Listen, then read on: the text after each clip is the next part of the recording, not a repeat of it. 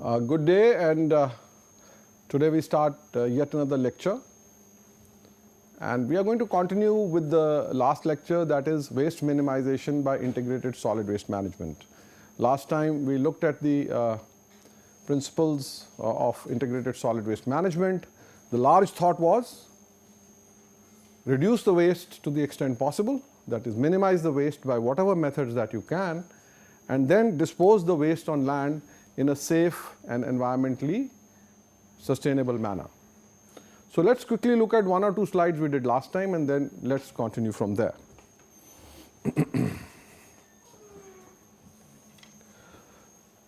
So what we said last time, minimize the waste, effectively manage the waste still produced. So the hierarchy of waste management options were waste reduction at source, resource recovery through recycling, resource recovery through waste processing, waste transformation, and waste disposal on land. And we said that an industrialized society is taking energy and raw materials from the environment and giving out solid waste. The solid waste is produced by the industry, and the solid waste is produced by the consumptive processes in a city. And if we apply the principles of integrated solid waste management, we can apply them here to reduce the quantity of waste coming out and sending back the material and the energy to reduce the energy and raw material required by the industry. And similarly, after the consumptive processes, we can send back the material which we can use for recycling, or we can send back the energy which we can by burning combustibles, we can therefore reduce this. So let's recall that we said last time in India the waste composition looks like this. And let's see if we conceptually apply this integrated solid waste management, what can we do? Let us assume that we have 100 units of waste.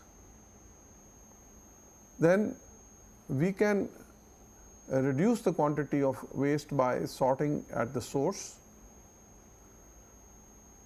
This can take the form of sorting at the household level. That means within the houses. And after sorting at the household level, further reduction can also be done at a central sorting unit. That means at a facility where this waste reaches from the various households. At the central sorting facility, you can do manual sorting or mechanized sorting. Manual sorting typically means that the waste is moving on a conveyor belt, and you pick up the various items manually by hands. You are of course wearing gloves, and you are having some kind of a mask to prevent any pollution while you are doing manual sorting. The other way of doing sorting in the central plant is by using mechanized equipment such as screens and trommels, air separators which will separate out the lightweight material, magnetic separators which will take out the metallic materials, and even shredders which will cut open the plastic bags to release the recyclables inside the plastic bags. So about 10% of the waste can be reduced by sorting at the household level and at the central sorting unit. The remaining 90% of the waste would be C&D waste, biodegradables, combustibles, and others. Typically, the C&D waste may be 15% of the total waste, the biodegradables comprising of the food waste and other waste such as wood and other garden trimmings would be about 30%. The combustibles, which could typically be paper, plastic, cloth and textiles, could be 20%, and others could comprise of intricately mixed material which cannot be separated out into the individual components for recycling. So, the C&D waste can be sent to a C&D processing plant where it can be processed for reuse in construction. The biodegradables can be sent to a composting plant or a biomethanization plant where the output would be compost, which can be used by the farmers, or the output could be methane gas, which can then be used for producing power. The combustibles can be sent to a waste to energy plant for generating energy, or the combustibles can be compacted and converted into refused derived fuel, either in the form of pellets, or it can remain in the uncompacted form as fluff. Now, at each of these plants there will be some pre-processing rejects, because all the material which reaches the plant is not 100% processable by the equipment in the plant, and after the processing is over there will also be post-processing rejects. For example, when you are doing composting, then after the composting you might sieve the material through 4 millimeter sieve, and the finer material may be the compost and the coarser material may be rejects. So, the product will be the bulk output and the rejects will be the minor output. Typically, all these rejects will go to the landfill, and the rejects which were coming from the others as well, because it is too intricately mixed for reuse, will also come here. So, all these rejects as well as this reject will go to the landfill. Now, let us see that we started with 100 units of waste, how much of it is going to go into the landfill. We have 15% C&D, and you will have about 15 to 20% rejects. So, 3 units are rejected. Similarly, out of the 30% biodegradables, 8 units are rejects. In the combustibles, you are having 5 units as rejects. So, if I total all these, 3 plus 8 11 plus 5 16 and 25 which are intricately mixed and cannot be separated, about 41% of the material has to go to the landfills. So, what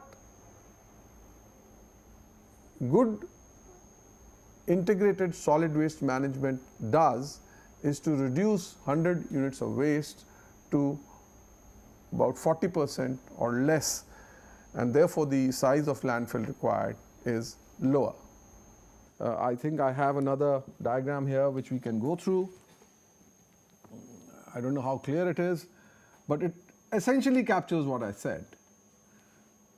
We started with 100 and we did source sorting, intermediate, central sorting, 10 went back for recycling, construction and demolition 15, special waste sometimes, you can't do anything about it, combustible waste, biodegradable waste. The figures are different here from what we've written on the board. That is not important. What is important is to recognize that there may be some hazardous waste and there will be some mixed waste, and not shown in this diagram, and that is erroneous, is that from each processing unit, no, it is shown here, from the biodegradable waste you will get rejects. not shown in the combustible waste, you will have pre-processing rejects as well as ash. Post-processing reject of a waste to energy plant will be ash, and pre-processing will be all that material which they think will not burn. They will return it or say, please take it away. So in this diagram, I think it's about 45. And this diagram also says or presumes that your city will have 3 types of landfills: the hazardous waste landfill, the non-hazardous waste landfill, and the inert or the construction and demolition waste landfill. And this material will reach these locations. So I'd like to look at some recent initiatives in Delhi. We've been trying to process waste for quite some time in India. I mean, the last 20 years, we have made lots of investments into waste to energy plants, composting plants. Many of them have been unsuccessful. Many of them have been unsuccessful. In fact, it is the rare processing plant which is successful, and the main reason has been the quality of waste reaching the plant. You cannot send mixed waste to a waste to energy plant. So you'll find Bombay City signs a contract for waste to energy. Lucknow signed a contract for waste to energy 10 years ago. It didn't work. I already gave you the example that Delhi did it about a couple of decades ago. It didn't work. So if you send them only the combustibles or the better types of waste, that is what will work. And then the plant has to be designed for those combustibles. If you send them mixed waste, which is predominantly wet, it's not going to work. And a large number of composting plants have not also worked, because it's not just about composting the whole waste. Once you compost the whole waste, it is going to have wires, it is going to have plastics, and a farmer is not going to pick up that compost. He wants a very high quality compost for his fields. So composting plants have also not worked. We'll come to that later. But the more recent initiative is that we have 2 construction and demolition waste processing plants in Delhi. Please note, the moment we get into the C&D field, we are able to almost remove 25% to 30% of the waste from the main waste. So that's a huge reduction. And what do you do with C&D waste? We can reuse it. Suppose I'm got building construction waste, I can use it not as high quality aggregate, but I can use it as aggregate when I'm doing flooring. I can use it for embankment construction. I can use this aggregate for whatever purposes it meets the requirement. Suppose I'm relaying a road and I'm excavating the asphaltic and the bituminous layer, I can reuse it in the next road. So at Burari, we have first 2,000 tons per day capacity plant at Burari, and another one of 500 tons per day, which is going to come up, or it might have come up very recently at Shastri Park. So just a few photographs from the Burari plant. So what is a construction and demolition waste plant do? It gets the waste, it crushes it, it removes the metals and the other materials which are like pieces of wood, and then it sells off this crushed waste by first screening it. Maybe you can get sand out of it, maybe you can get gravel out of it, coarse aggregate, fine aggregate. So you can see a variety of heaps here. So it's like a crushing and screening plant. So the waste will come, it will go to some crushing units, then it will screen, and then it will be collected and sold off to various people. And sometimes you can also make a end product. So this is the waste which comes in typically. This is being there again. If you don't want to do a very high-end job, you don't want to make high-strength concrete from this aggregate, but you can make paver blocks. Paver blocks are not requiring a very high level of the quality of the input of the coarse and the fine aggregate into it. So they are making paver blocks here. Here, the finer portion of the construction and demolition waste, because many a times construction and demolition waste will also be having some soil mixed in it. When you demolish a building, the foundations will come out, you'll be excavating it. When your excavator is taking out the waste, so they have used that finer material in a road construction. So we looked at construction and demolition waste. This plant is now doing well. I think the whole issue is about how you price it. If you are going to price recycled material, Should it be lower than the original material or higher? Suppose I can get sand at X hundred rupees per cubic meter. Now I have recycled sand. Should it be less or more? Yeah. So if I am getting sand at 500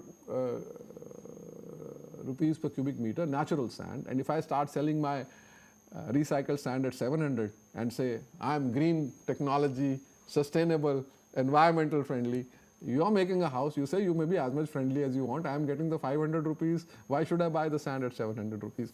So the criticality is, can we price it lower? And if we can't price it lower, let's say 700 rupees is the cost of production, then what is the alternative? We have to be subsidized. And who will give the subsidy? The government. That's where I talked about hierarchy of waste management options. The maximum subsidy should be given to making recycled materials sustainable. Subsidy should not be given to make landfills cheap, because if you make landfills cheap, all the waste will come to your landfill.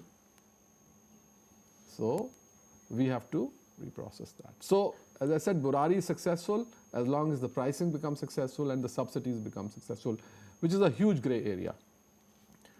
I'm going to look at the Hyderabad landfill site. This is an old landfill site which has been given to a private operator, and 1500 tons of fresh waste comes in here every day. 1500 tons is a lot. How many trucks do you think that is? Just to get an idea.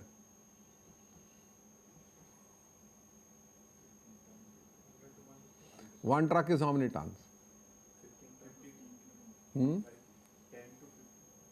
Well, density of waste is very low. Don't think that I am filling the truck with sand and I am filling the truck with concrete.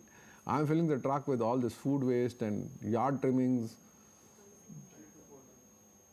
It will probably get 3 to 4 tons in a normal truck you will get. So 1500 divided by 3 is 500 trucks.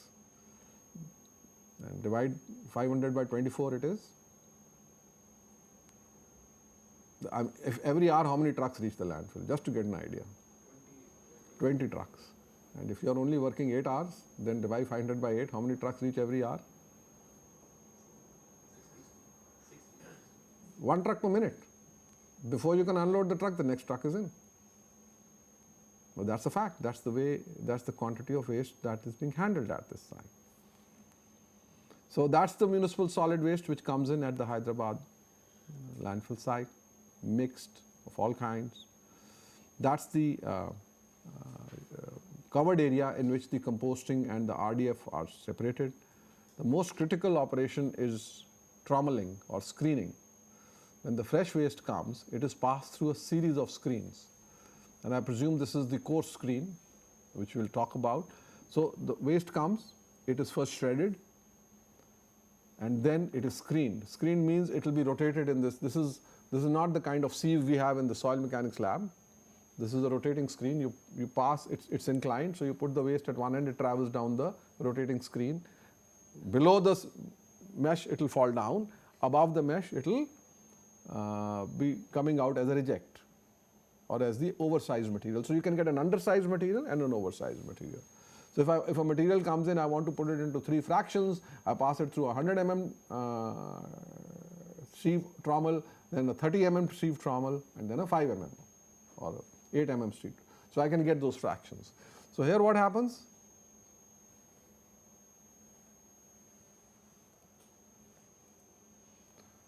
This is the finer fraction. I think this is 20 mm down of the waste which has come in through trommeling. And composting is a simple process, aerobic composting. You have to aerate it, allow a lot of oxygen to come into the waste, and you have to give it moisture. So aerobic composting means you make long lines of waste, long lines, and every day you turn it around. Why? So that the oxygen can go into it and you apply some moisture to it, and after a few weeks this will have become soil-like, or it can be something which can be applied to soil as a manure. So this is the composting windrow, as we call it. Eventually the compost is filled up in bags. It's available to you like a fertilizer bag. You can see inside the fine compost. So there are pre-processing rejects which come out from the screen. There are post-processing rejects. After the composting is over, they again pass it through the screens because people buy fine compost.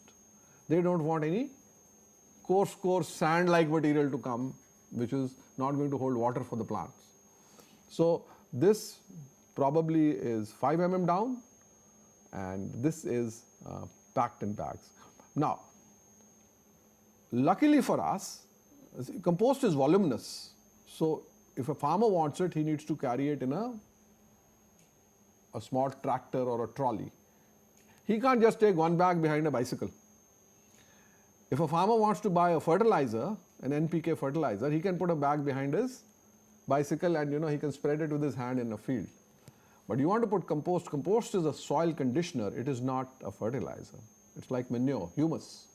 So you need large quantities. So luckily for us, the Supreme Court has ordered all fertilizer companies that for every few bags of fertilizer sold, they should sell 1 bag of compost. It's incumbent on them to place it in their showrooms. So this is going to a fertilizer company, which is then dispose it from its various showrooms. When you go to get petrol filled up in Delhi in various petrol pumps, you will find that some bags are available. That may be compost from gobar, or it may be cow dung. But even now, municipal solid waste compost is beginning to come into the picture. What happens to the stuff which was bigger than that 100 mm sieve? So that is the coarse fraction, and the photograph is not very sharp, but it has a lot of cloth rags and plastics in it. So at this location, the fluff, this was being sold as fluff, not as pelletized RDF. Please distinguish. RDF can be pelletized and RDF can be fluff. Pelletized means it goes like pellets, small briquettes. Fluff means it goes like this into the feed.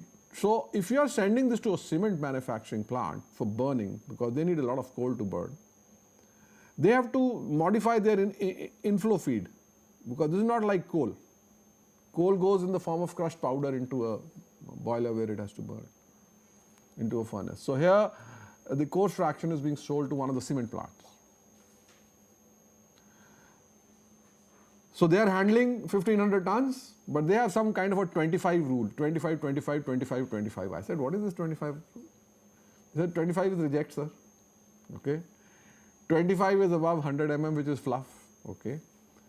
And 25 goes into compost, and some 25 is what? You see, there are products of reaction. So don't think everything is 100, totaling to 100. They are products of reaction. Already the waste has how much moisture content when it comes in? Pretty high. So 25 will be water. That's a thumb rule. This is not given in any book, please. This is the thumb rule from the private operator. Let's look at the Ghazipur landfill. We talked about it. I showed you that slides where it's right in the middle of Delhi. And that's the landfill. How high is it? I don't know. But now, this was the landfill a few years ago. Now if you go next to the landfill, you have a huge industrial unit. What do you think is this? Yeah, it is a waste to energy plant. It's a waste to energy plant. So all the fresh waste is now going to go there and be burnt. I understand they are having some teething troubles, because if you get in fresh waste, you better have a composting plant also. If you try to burn the whole waste, mass burn that's what is called, and that is what is being done at the Okhla. There are all kinds of problems. You want to run a waste to energy plant efficiently, please use the combustible fraction. Remove the wet fraction, use it for composting, but that requires you to put up a pre-processing unit, which is huge in nature. Anyways, it's having teething troubles. It's been up since 2015. Sometimes it works, sometimes they are adjusting to it. Finally, we will be able to adjust. And incidentally, this chimney is 40 meters high, and this dump is higher than this chimney. So just to get you the idea of the dump. Qutub Minar, always we should remember, is 74 meters high. So we are all competing with Qutub Minar in terms of waste dumps. So that's the future of Delhi. That's the future of Delhi. So if you look at, this is a slide from a presentation made by the chief engineer of the municipal corporation, one of our alumni. And we have these grandiose plans about how well we handle this waste. So if you look at the capacities now, we have a waste to energy plant at Okla, which is getting 2,000 tons per day, which I said is the mass burn, which is always in the newspaper because the residents are always up in arm and complaining about odor to NGT. The Ghazipur one is getting 1,300. It says it's operational since 2015, but I think it's operational in fits and starts. And the Narela Bhavana one is under construction, but this is the one which is with a private operator, and he will only use the fluff. So he will separate out everything. We have a compost plant in Okla. It has become operational and operated many times and shut down and operated and shut down. Too much odor for the residents. Not selling compost. The biggest problem with compost plants is what? Can you sell all your compost? You can manufacture a lot of compost, but can you sell it? And in the bargain, offset your costs of producing the compost. So that's one, and there's one in Narela Bhavana. But I think all of them are surviving with this fertilizer companies having to take the compost from them. Does the compost meet food standards? A big question mark, because as I said, there is a different standards in different countries. In some of the industrialized countries, mixed waste, if you compost it, it is not allowed to go into the food chain. Can't be used for crops, can be used for gardens and flowers and other non-edible crops. C&D waste, Burari has started. Shastri Park, it says, has just started in 2015, and another facility is on. Now with all this, you feel maybe the whole of Delhi's waste is taken care of. 2,000 and 2,500 is 4,500, 5,000, 6,500, 7,500, 8,500. You should actually have no waste. Delhi produces about 8 to 10,000 tons. But we have waste in Ghazipur, I've shown you. We have a Bhalaswa landfill. I've shown you the Okla landfill. The first shot which I show you olives with black leachate at the bottom in a mountain is the Okla landfill. And all of them are getting waste still. All of them are still getting waste. And this is with the private operator, Narela Bhavana, which we are showing here. He's putting up a waste to energy plant, he's put up a compost plant, and he has a landfill for the rejects. Let me show you some very few slides briefly from my experience. I had gone on a trip to the Netherlands as a part of a European Union project which we were doing with TU Delft, and there was a Chinese university, and everybody was taken to see the waste processing sites. We showed our Indian sites. We were the best in showing our dumps. And the Netherlands was the best in showing their processing facilities because they didn't want big dumps. They can afford it. It's, I mean, nothing to be ashamed of. I mean, Chinese didn't show us anything. So it was an issue about transparency versus opacity. There was a lot of presentations in the workshop in the university there. So that's a huge waste to energy plant in Amsterdam. And at that time when we went, and I think I went in 2006 or 7, this was the world's biggest waste to energy plant. And that's what it looked like. It looked like a power plant from the inside. We were not allowed much photography. We got some special permission, but that's the furnace where the things were burning. I don't know whether you can see. This is a grab. So all they were doing is the waste is dumped in a huge room, and a grab picks it up. And the grab picks it up, and what happens? Then it takes it for burning. So do remember that when a grab picks up a sample from the top, the heavy fines are at the bottom. If there is a soil-like material, the top is the fluff. So I'm not saying they were doing this. They probably didn't have the fines, but I'm told the same thing is done at our Okla plant. You allow the waste to come in and just pick up. You don't want to set up a pre-sorting unit, it's too expensive. So what do you say? You tell your grab operator, you pick it up from the top. If you pick it up from the top, then it's the lighter material. The lighter material is the plastics and the wood and the cloth and the other thing. Anyways, it goes to a furnace. The only message I would like to tell you is that there's a lot of ash which comes out of this. So don't think a little bit of ash. It's a mountain of ash. If you don't know where it ends, even I don't know where it ends. And this is hazardous, by the way. A non-hazardous waste. Why is it hazardous? Because it has leachable heavy metals on it. So it has to be disposed of in a particular way. Ash may also be non-hazardous. It's not necessary. So it depends on what is mixed in your waste, right? So maybe Indian ash will be non-hazardous. Maybe we are not as industrialized. We don't throw so many chemicals into our municipal solid waste. But this has to be then put into a hazardous waste landfill, or you have to fractionate it and see which part doesn't have the leachable heavy metals. See, when you burn something, the heavy metals also vaporize, and then you cool it, it settles onto the outside. So maybe the fly ash has more heavy metals, the bottom ash may have less, so that has to be seen.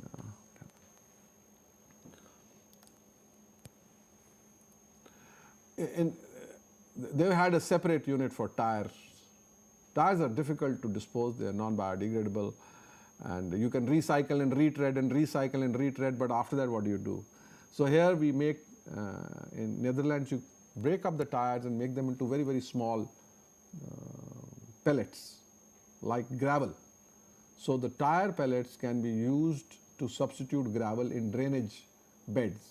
You know, you have a garden, you have drainage bed beneath it, you have a golf course, you have a football field, so you can put these to act as substitute for gravel. This is a construction and demolition plant at Netherlands. Beautiful. Wood would come out separately, the rebars would come out separately, but important thing to see is the way the waste was being, you know, what it comprises of. This is large, and this are the rejects which are coming out, and eventually see this mound. So it's a processed construction and demolition waste which you can use, and it's an expensive operation. And finally, some shots. I just showed you a composting of at Hyderabad. This is the municipal solid waste. Plus, I think they were adding a little bit of crop residue or wood shavings. I don't remember. That's the municipal solid waste. So that's the windrow for the composting. That's the moisture being added every day, and that is turning. So you can't have the windrow very high, because you know, to turn a very high windrow is difficult. You need a lot of mechanization. Here they have it. In some of our places we do it manually. So this is giving you, this is the compost. So learnings, many old composting plants and waste to energy plants have not been commercially successful in India. They're all working well in Europe and the Americas. America has a lot of landfilling tradition. It has a lot of land. Okay? Europe has very little land. There's so many countries which are land. Japan has no land. So they don't even bother about composting. They don't even bother about recovering energy. If they can, fine. If they can't, then it's incineration. Put in money to burn it so that this much waste becomes. So incineration is used as a waste transformation technique. That means they are going to reduce the volume of waste by burning it. So Japan is an island. They don't have land, so they burn everything. Europe is also into composting and burning, and waste to energy is big. America, landfilling is more than waste to energy, because there's a lot of public backlash against dioxins and other pollutants, because everything you process has a side effect to it. So in India, these plants have not worked because of quality of input. You can't use mixed waste to produce anything good. You have to have separate fractions. If you don't have it, you have a problem. And therefore, the quality of product will not be good. Professor Alapat was talking to me yesterday. He's just come back from Shimla after seeing a waste to energy plant. He says, sir, I can't believe it that that pellet is called a RDF pellet. They are making a pellet. But he says it's wet, it is smelly. That means it has got biodegradable component. And he says there's no way it's going to burn. Who in the industry is going to take a wet pellet? But what are they doing? They're getting the more coarse material and putting it in a cylinder and pelletizing it, but it's got moisture in it, so they're not spending enough energy to dry it, things like that. Odor is a big problem. Wherever you set up a waste processing plant, there is an odor issue in there, and this is critical. So these plants have to be away from 3 kilometers away from a habitat, or they have to have very stringent odor control measures, which are very expensive. In India, the biggest cause of failure is inadequate finances. I just gave you an example. If I can produce sand, which is 700 rupees, and the natural sand sells at 500 rupees, I have to subsidize the sand. Who's going to pay? So the tendency of a municipality is to think that no, I am giving him a resource. I have given him raw material for free, so he should be able to sell it and make the plant run. In all the overseas countries, they are giving a tipping fee. That means here is my waste, and here is X hundred rupees extra per ton, so that is your subsidy. So now you can sell it. In India, we are not paying a high tipping fee for waste processing facilities. I am a great proponent of that, but people are saying no, they should be able to make money from the waste as if waste is gold, which it isn't. Waste is neither coal, therefore it can't give you profit, and waste is also not cow dung or other things which will give you a beautiful compost. So that has been a big problem. So waste processing facilities require significant financial support for sustenance, and that will determine whether we are able to have successful facilities or not, and good input. And finally, I just want to end this slide. We've only talked about the municipal solid waste management stream, but we have a industrial waste management stream. We have a hospital waste management stream. In Delhi, there are 2 thermal power plants. So there's a thermal power plant management stream. Then there's sewage treatment plants. Is the sewage sludge hazardous, non-hazardous? Where does it go? And other waste. So a city will have a lot of streams, and all of them have to be interlinked. And here, sometimes everybody is doing things in compartmentalized manner. The Industrial Development Corporation will not talk to the municipal. So how do the wastes go from one stream to another? There are a lot of interlinkages. But nevertheless, integrated solid waste management means please integrate all your streams. So with this, I'd like to end here today. Just giving you an overview that what a big city like Delhi, how it's striving to manage its waste. And from a perspective of environmental geotechnics, for the 100 units that we are producing today, if in the next 3 years we can reduce it to 50, well, that's a great task that we have done. Eventually, we may be able to reduce it to 30. I'm not so sure we can make waste disappear within the next decade. So thank you, and we'll carry on in the next class.